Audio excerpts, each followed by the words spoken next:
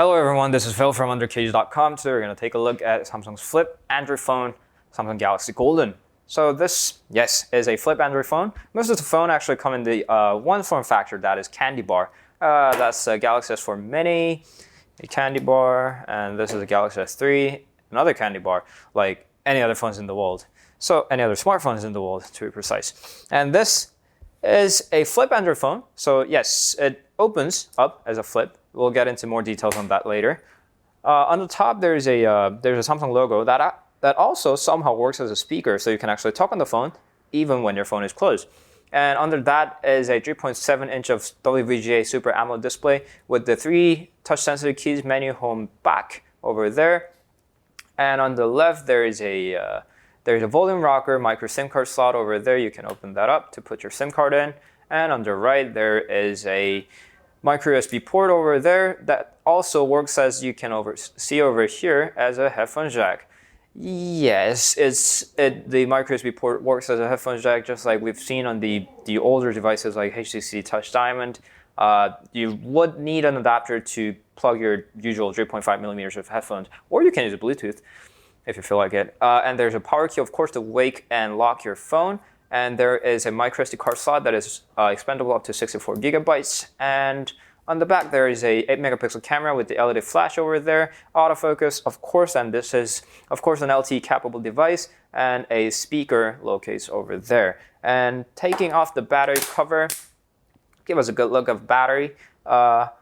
Most of the phones would have had micro SIM card slot and the micro SD card slot over there, but this one actually has it on the upper part of the flip, so only battery resides under the battery cover, as the name implies. Haha.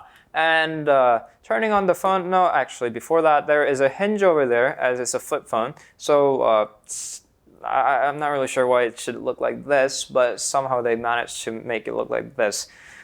Designers. Nothing special. There's a microphone on the bottom. Other than that, this is a classic flip phone that we all used to see 4 to 5 years ago. Turning on the phone actually has dual screens over there, 3.7 inch over there, exact 3.7 inch over here.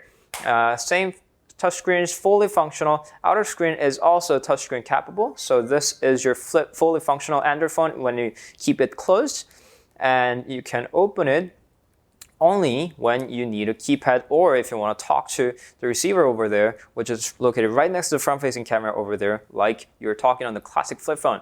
Yes, you can talk on it as a classic flip phone, but you don't have to. As I mentioned, there's a speaker likely thingy on the top, so you can talk on the phone when the flip is even closed.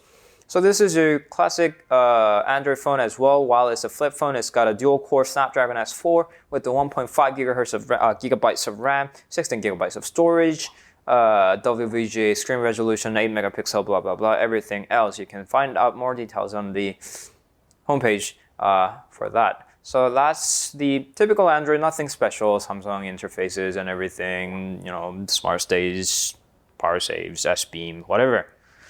No, it doesn't have smart stay. Anyway, so that's the classic Samsung, and let's get into the keypad. Opening of the phone brings us another 3.7 inches of display. Under that is a keypad. This is a usual 12-key keypad with the some Android-specific keys, menu, back, home, and the camera key. Holding on that, pressing and holding on the camera key brings us the camera, and the 5-way navigation key over here works as you would expect. This this brings the focuses of the icons over here and there, and OK key works as an OK.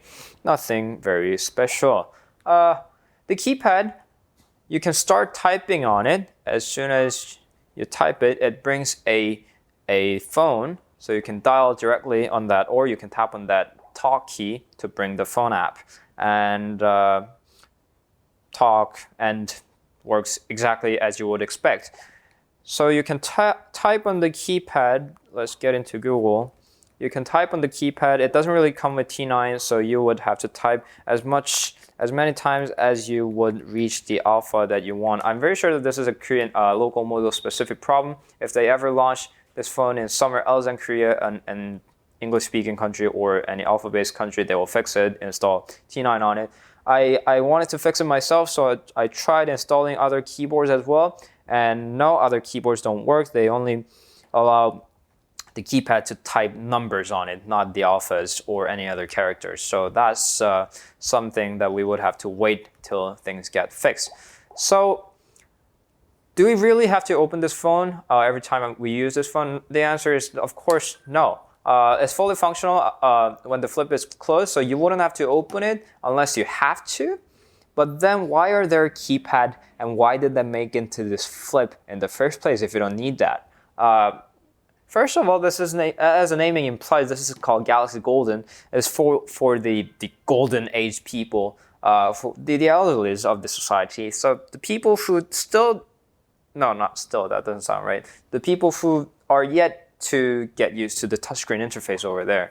So although the touchscreen interface is not really popular among everybody, there are some people who still want the keypad, who are not exactly get used to the flat touch buttons on the screen. So that's the people that Galaxy Golden is aiming for, and they're doing extremely good. Surprisingly, there are basically no stocks on the market these days. They're selling really well. I don't know why, but they're doing really great. So would you still want this if you're not an elderly? I guess so. You could. This is probably the only flip phone in the market that's got Android, a very usable with an Android phone with a good spec that looks somehow very obviously different than your friend's phone. So while everybody else has a candy bar looking Android phone, you want something that looks different. This definitely looks different at a very pricey price tag. So would you be willing to spend $750? That's how much I pay for this phone. Maybe, but I wouldn't pay that much for the Android flip phone.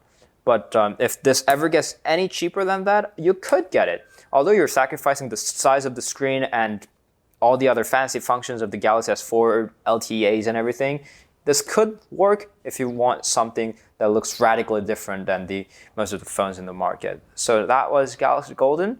And thank you always for subscribing my YouTube channel and liking my Facebook page. And I'll see you guys in the next review of whatever that will be. Thank you always for watching, and goodbye.